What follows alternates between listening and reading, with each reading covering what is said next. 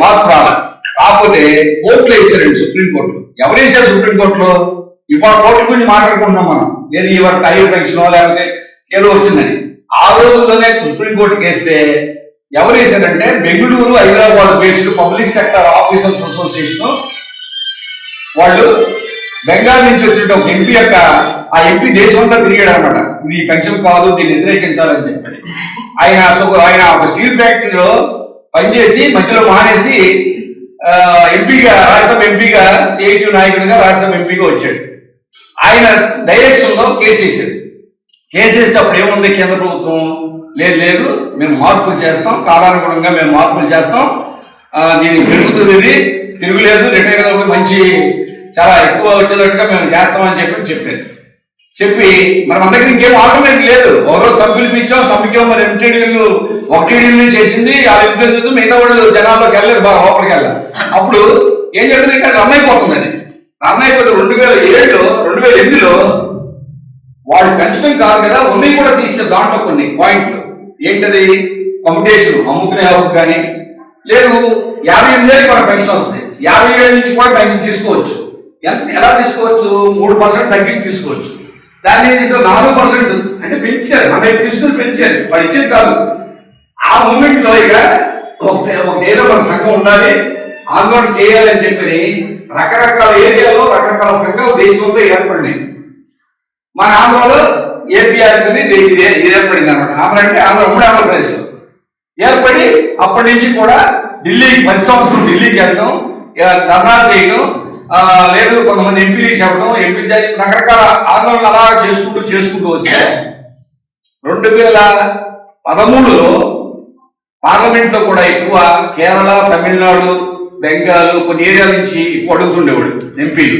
అడిగితే ఆ యూపీఏ 2 ప్రభుత్వం బలహీనంగా ఉంది. యూపీఏ 1 లెఫ్ట్ సపోర్ట్ తో మంచి పనులు చేసింది, 2 ఈజీగా తెచ్చేసింది. కానీ 2 నుంచి తర్వాత గెలవాలంటే ఇబ్బందికర పరిస్థితుల్లో ఇదేదో కొంత వర్కర్స్ చేసినట్టు ఉంటుందేమో అని చెప్పి ఏదో కమిటీ వేసేది. ఎవరా కమిటీ? భగత్ సింగ్ కోశ్యారి అని చెప్పి రాజ్యసభ సభ్యుడు, బీజేపీ రాజ్యసభ సభ్యుడు.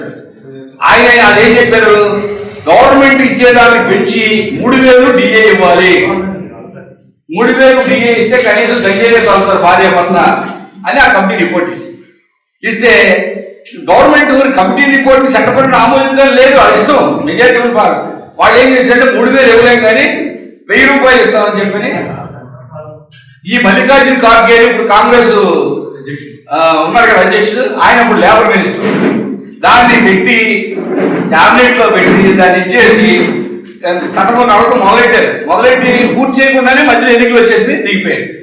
దాన్ని ఇది వచ్చిన తర్వాత 2-3 నెలల తర్వాత సెప్టెంబర్లో 2014 సెప్టెంబర్లో అనుకుంటా బీజేపీ దాన్ని ఇంప్లిమెంట్ చేసి, కానీ ఆ రోజు బీజేపీ నాయకులు ఏమన్నారు రాజ్యసభలో, 1000 రూపాయలకి ఏంటి వస్తుంది, ఇది అన్యాయం, కార్మికులు మోసం చేస్తున్నారు, 1000 కాదు 3000 ఇవ్వాలి. కోశ్యారి కమిటీ చెప్పినట్టు భగత్ సింగ్ కోశ్యారి అన్న పేరు నిన్న మొన్న ఇచ్చిన అవార్డుల్లో కూడా మనకి ఇది ఇచ్చారు, ఏంటంటే పద్మశ్రీ పద్మభూషణ్ ఇచ్చారు ఆయనకి, భగత్ సింగ్ కోశ్యారికి. ఆ మహారాష్ట్ర గవర్నర్ కూడా చేశాడు అనమాట. అప్పుడు జావేద్కర్ అని చెప్పని కేంద్ర మంత్రి చేశాడు, రాజ్యసభలో ఉండేవాడు బీజేపీ.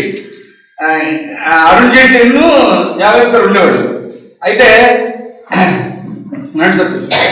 వాళ్ళు ఏమన్నారు, మీది పరిమాణ ప్రభుత్వం, కాంగ్రెస్ ప్రభుత్వం, మేము కానీ వచ్చామంటే 3000 డిఏ ఇస్తాం.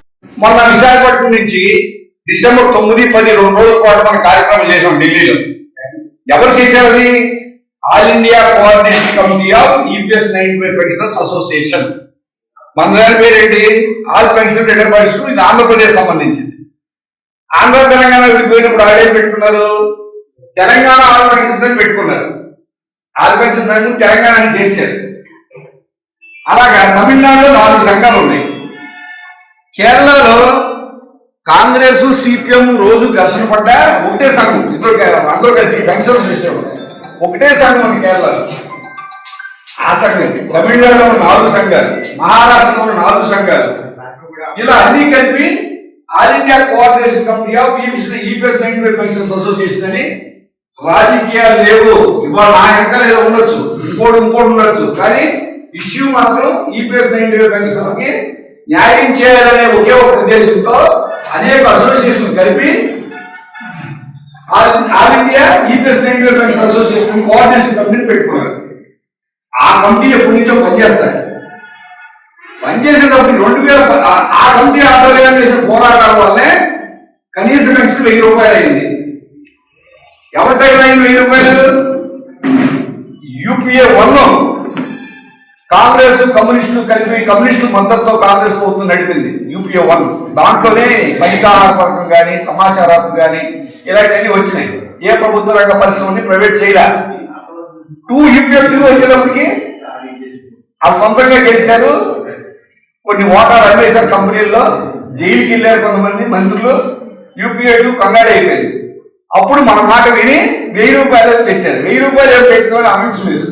విశాఖపట్నంలో 5 రూపాయల వాళ్ళు 2 ఉండేవాళ్ళు. విశాఖపట్నంలో 5 రూపాయల పెన్షన్ వచ్చేవాళ్ళు 2 ఉండేవాళ్ళు. అంటే ఆ పెన్షన్ మొదలు పెన్షన్ పద్ధతి ఆ రకంగా పెట్టారు మనకి. స్టార్టింగ్ 95 నుంచి పెట్టినప్పుడే అలాంటి పెన్షన్ అన్నమాట అది. దాన్ని సరే ఇందాక మనం చెప్పారు తేవయ్యో మీకు అర్థమైనా లేదు. కొన్ని ట్రేడ్ యూనియన్లు ముందు నుంచి ఈ పెన్షన్ వ్యతిరేకించాయని. ఎందుకు వ్యతిరేకించాయి? పెన్షన్ అంటే పెన్షన్ లాగా ఉండాలి, హక్కులాగా ఉండాలి, పెన్షన్ లాగా ఉండాలి. ఎలాంటి పెన్షన్? కేంద్ర రాష్ట్ర ప్రభుత్వ ఉద్యోగులు చేస్తున్నారు పెన్షన్, అది పెన్షన్, నిజమైన పెన్షన్.